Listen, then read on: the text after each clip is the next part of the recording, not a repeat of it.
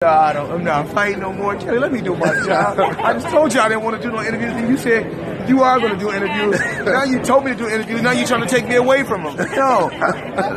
Let me show Dante's Boxing Nation some love.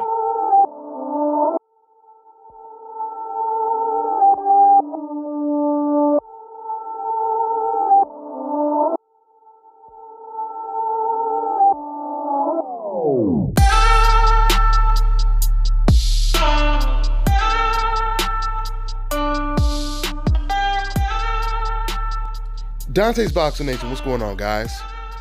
So Canelo delivered as I predicted in my previous prediction video.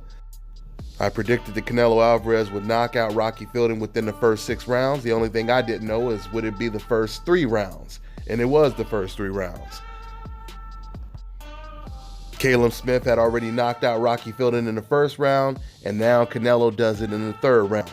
Going into the first round, as soon as I seen Canelo Alvarez land his first left hook, I had already said as I was watching the fight, he's going to stop him with body shots. Because Canelo Alvarez, he landed it too easy. And the fact that Rocky Fielding was so tall and his body was right in position for Canelo to land his body shots, you could tell Rocky Fielding didn't really have too much power. Canelo Alvarez was pushing him all around the ring. He was walking him down systematically. Or breaking him down, rather. You could tell right off the bat that Canelo Alvarez, he said, this guy is not on my level, and I'm just going to go ahead and knock this guy out as fast as I can. He had no respect for him because he knew that he wasn't in the ring with a Danny Jacobs, a Jamal Charlo, a BJ Saunders, or even a Gennady Golovkin. So he took advantage of that. But I give credit for Canelo Alvarez for doing what you're supposed to do to a fighter that doesn't deserve to be in the ring with you. That's like if some drunk guy in the crowd, if he challenges Canelo to a fight and Canelo obliges him and they actually fight or they spar or whatever, you would expect Canelo to obliterate that fan, right? So this is pretty much what Canelo Alvarez did to Rocky Fielding. If you guys think about it, Canelo Alvarez's biggest knockout wins are against who?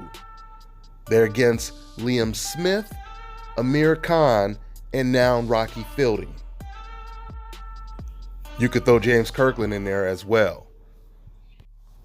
And I think that list of fighters I just named right there, that tells you a lot about the opponent that Canelo Alvarez was in the ring with tonight. I told you guys before, I really hope Canelo Alvarez, he doesn't start losing momentum from his great win that he had over Gennady Golovkin. That was a great win over Gennady Golovkin. After that win, Canelo, he got that great deal with DAZN, and his first fight is against Fielding. He really needs to step his game up in his next fight when it comes to level of opposition. It will be a complete joke if he fights another Rocky Fielding next, especially when you have 2 champions in his division. 2 champions, Demetrius Andrade and Danny Jacobs. Speaking of Demetrius Andrade and Danny Jacobs, I thought it was pretty interesting in the post-fight interview that Canelo Alvarez did. The guy that interviewed Canelo, I thought it was pretty weird that he didn't even mention Danny Jacobs or Demetrius Andrade's name, but he did, of course, mention Gennady Golovkin. There's no doubt about it.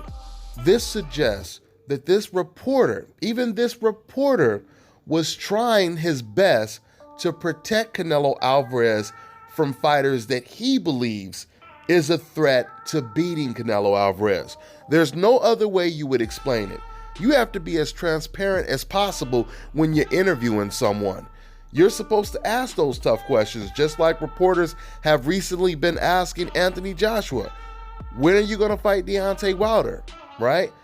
Knowing, because the fact that Danny Jacobs was there ringside, that's even more of a reason, and it's disrespectful to the other champion, Danny Jacobs, that this reporter wouldn't at least say, well, you're the middleweight champion, there's another middleweight champion in the building today, and that's Danny Jacobs. Are you going to fight him next? But they're not going to do that because old media is so biased that they're willing to protect their favorite fighters from possibly losing to anyone on the coincidental list. That's what it comes down to. Once again, Danny Jacobs, he was there, and I'm going to do a separate video Danny Jacobs had to say after Canelo's performance. But going back to Canelo, how he responded. Now, one thing the reporter did ask Canelo Alvarez, he did ask him, do you want to unify the belts at the middleweight division? And it's funny because Canelo Alvarez, now keep in mind, he just said he wanted to fight Rocky Fielding because he wanted to win another belt. But when it came to the question, does he want to unify the belts at the middleweight division? He said, it's not about the belts or unifying the belts. It's about putting on the best fights for the fans. The fights that the fans want to see. So obviously that was a huge contradiction, because he said the whole reason he took the Rocky Fielding fight once again was because he had a belt. Now you have Demetrius Andrade and Danny Jacobs that has a belt, and he's saying it really doesn't matter. It's not really about the belts. But I truly believe there's a very good chance that Canelo will fight Danny Jacobs next, because I know that's the fight, at least, well, Oscar De La Hoya didn't say that's the fight he wants next, but Oscar did say out of the three, he said out of Charlo, BJ Saunders, and Jacobs, he prefers Jacobs. Now, once again, Bernard Hopkins was talking about David Lemieux, and now David Lemieux, he pulled out of the fight earlier tonight. He was supposed to be in a co-main event. He pulled out of the fight for dehydration. He was struggling, I guess. They said he didn't look too good trying to make the weight. So they pulled him out for health reasons.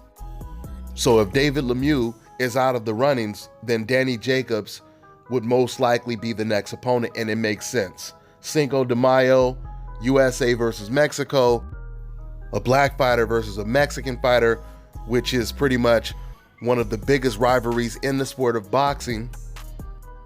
There's no doubt about it, that would be huge. That would be huge. And I'm gonna tell you guys right now, that is a 50-50 fight. That is a 50-50 fight.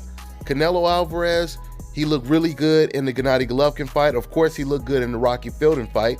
It was impressive that he could move up to 168 and he could fight against a guy that much taller and bigger and bully him, basically, because that's what Canelo Alvarez did. But I don't believe a Canelo versus Danny Jacobs fight will look like that. I do believe either guy can win the fight. Once again, straight down the middle. That's a 50-50 fight right there. But the one guy that Canelo Alvarez and Team Canelo do not want to fight right now or anytime soon is Jermall Charlo. They really, really have a lot of respect for Jermall Charlo. Even when Oscar De La Hoya was asked about Jermall Charlo, he said, yeah, he's going to fight all those guys. Oscar De La Hoya, he said he prefers Danny Jacobs first. And then he said, oh yeah, he'll fight Jermall Charlo in the future. You could tell that that's the guy that they feel is the most dangerous.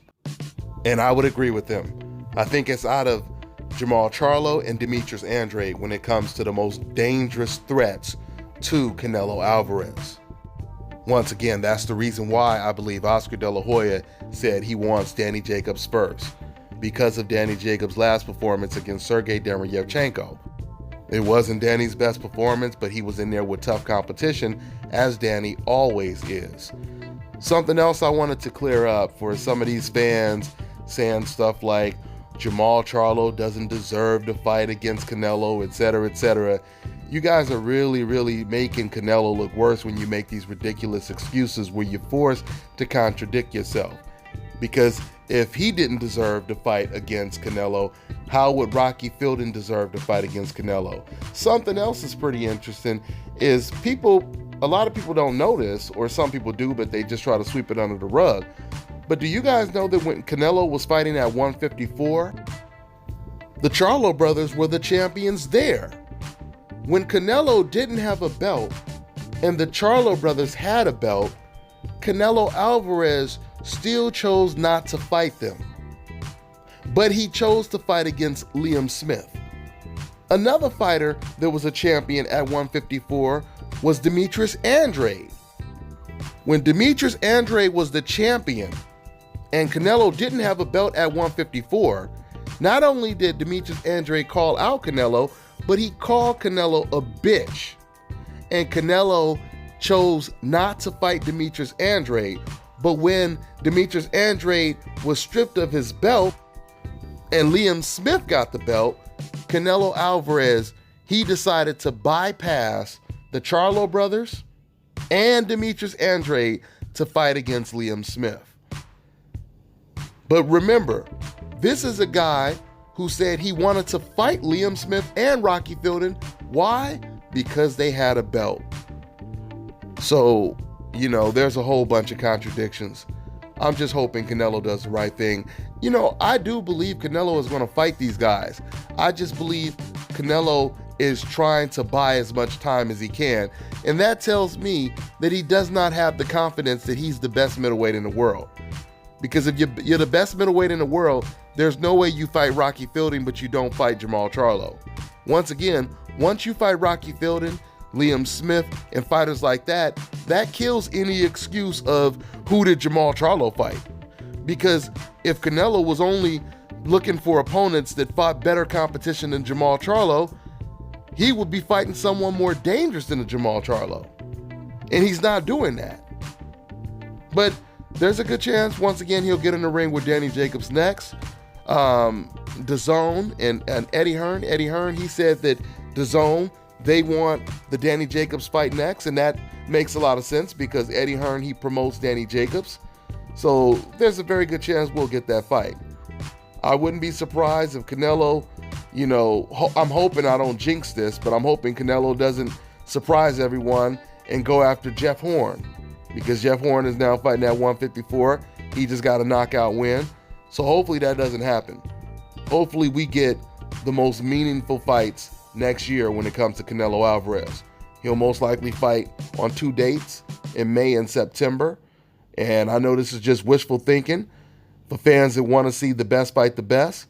But hopefully that's against either Danny Jacobs and Andrade, Danny Jacobs and BJ Saunders, or Danny Jacobs and Charlo, or however you want to mix those two up. But Canelo gets the win, and it's on to the next one. That's all I got for now, guys.